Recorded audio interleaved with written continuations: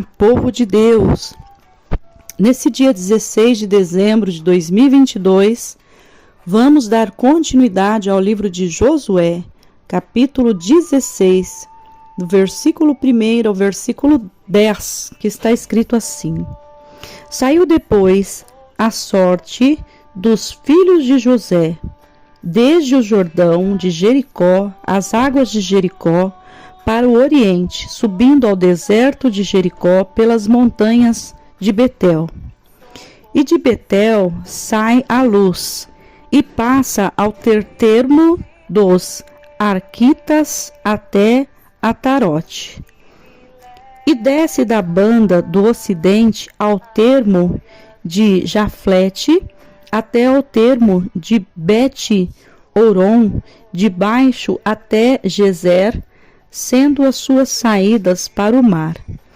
Assim alcançaram a sua herança os filhos de José, Manassés e Efraim, e foi o termo dos filhos de Efraim, segundo as suas famílias, a saber, o termo da sua herança para o oriente era Atarote, Adar, até Bet-Oron de cima.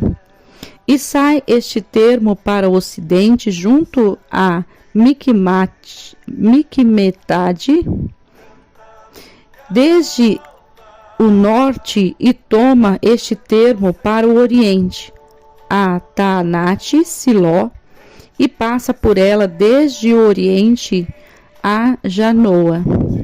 E desce desde Janoa a Atarote e Naarate, e toca em Jericó, e vai sair ao Jordão.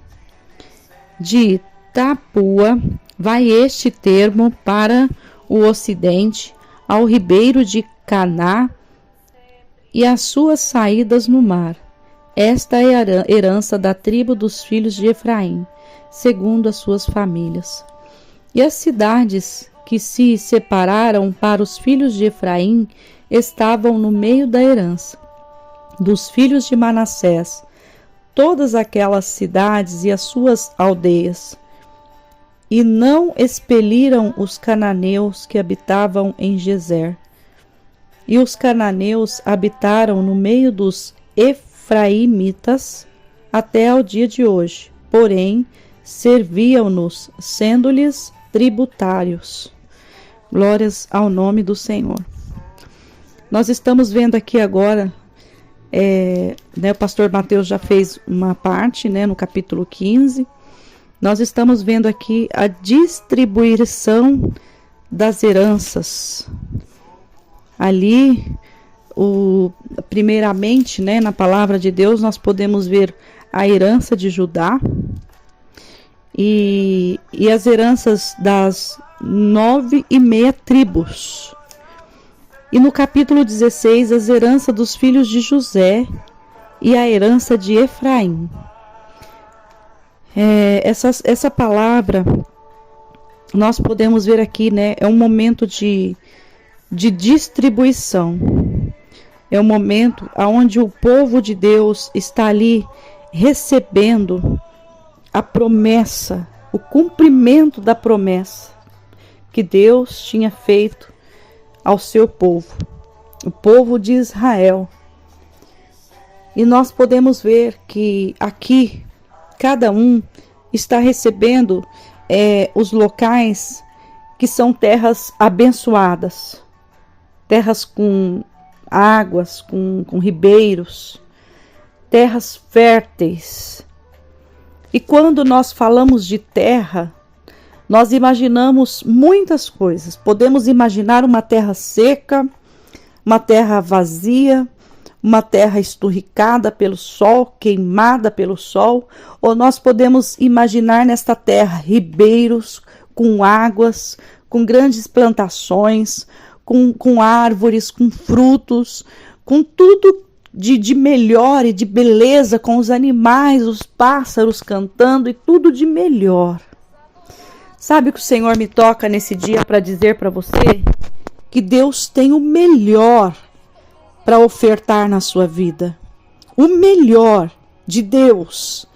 Mas aí talvez você esteja tão desesperançoso, não acredita que esse melhor ainda virá sobre você. E não acredita que esse melhor ainda virá sobre a sua casa. Muitas vezes a gente olha a nossa vida, a gente vê a nossa vida passando numa velocidade tão grande. Eu, aos meus 46 anos, caminhando para 47, eu fico observando, eu olho para trás, e é como se o meu passado tivesse reduzido a 5 anos. Eu não consigo, assim, trazer a menção do tempo que eu vivi, os 46 anos que eu vivi até o momento. Eu olho para trás, eu não consigo. Aí a gente fica assim, mas parece que foi tão pouco. Eu não sei como vai ser a idade dos 80, dos 90, ou até onde o Senhor permitir que a gente chegue. Eu não sei como é o pensamento de uma pessoa que já está na idade madura, né? Porque hoje, geralmente 40 anos, 46 anos, a gente se coloca como a metade da idade vivida, se assim o Senhor permitir que a gente viva mais essa quantidade de tempo. Uns vivem mais que isso, outros vivem menos. O Senhor é aquele que dá a vida, o Senhor é aquele que toma a vida para si.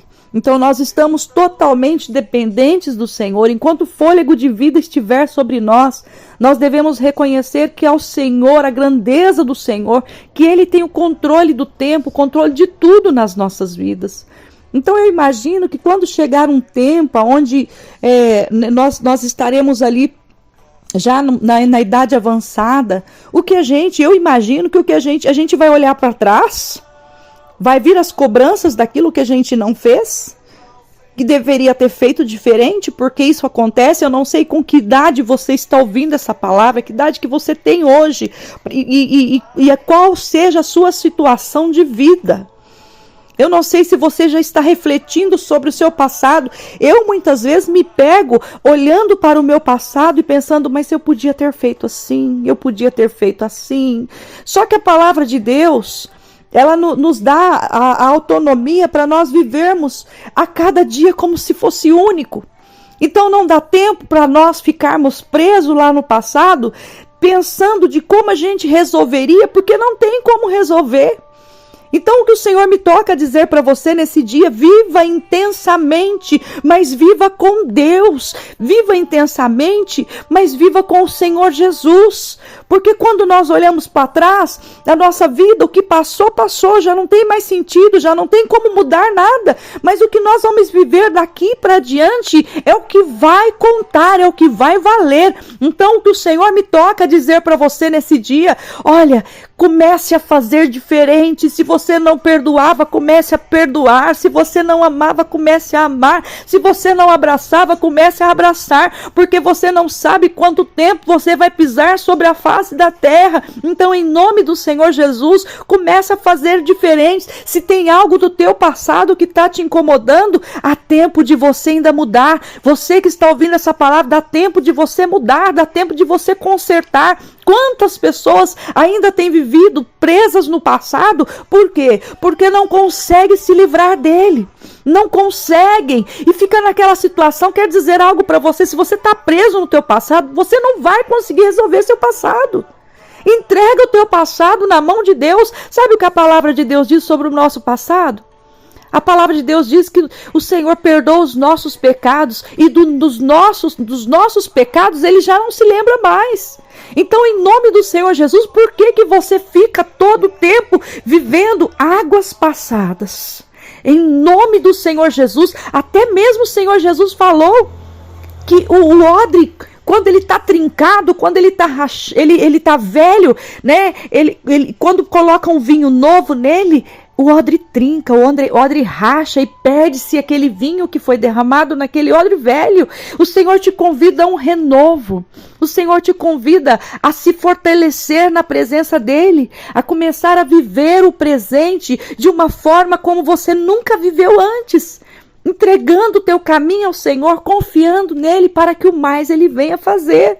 Este povo que está recebendo essa promessa é o povo que venceu. Muitos ficaram pelo caminho, muitos foram destruídos pelos seus pecados, pelas suas idolatrias, mas muitos também, essas tribos aqui, venceram. Por quê? Porque foram obedientes ao Senhor, cumpriram com a vontade de Deus. Então não é fácil, não é fácil. Se eu falar que é fácil, eu vou estar mentindo para você.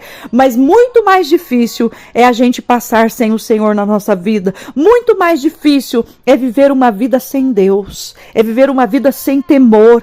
É muito mais difícil porque além do passado que assombra, também tem o futuro, a qual a pessoa fica naquela preocupação: o que será do meu futuro?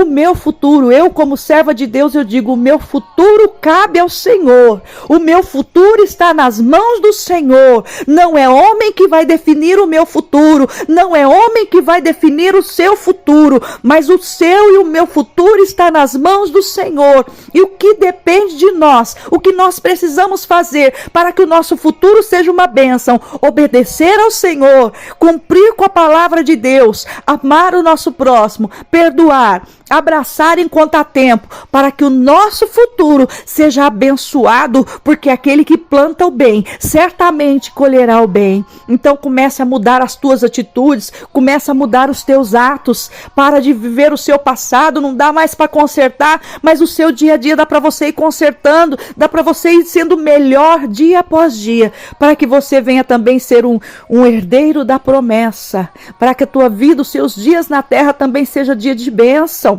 Porque tem pessoas que já desgostaram, já pensam assim: mas será que eu ainda vou ser feliz nesta terra? Não, mas a palavra de Deus, ela garante que o Senhor nos dará uma eternidade, que não haverá mais choro, não haverá mais pranto, não haverá mais dor, mas também o Senhor pode também fazer com que promessas se cumpram sobre a nossa vida, como se cumpriu na vida dos servos de Deus.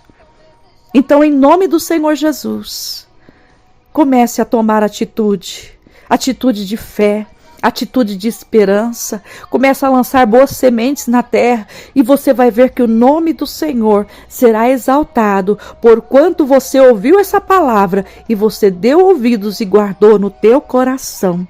Em nome do Senhor Jesus, que você venha ter um dia de bênção e de vitória, que a tua vida seja repleta da presença de Deus. Sou a pastora Maria Paiva, da IAP Sol da Justiça.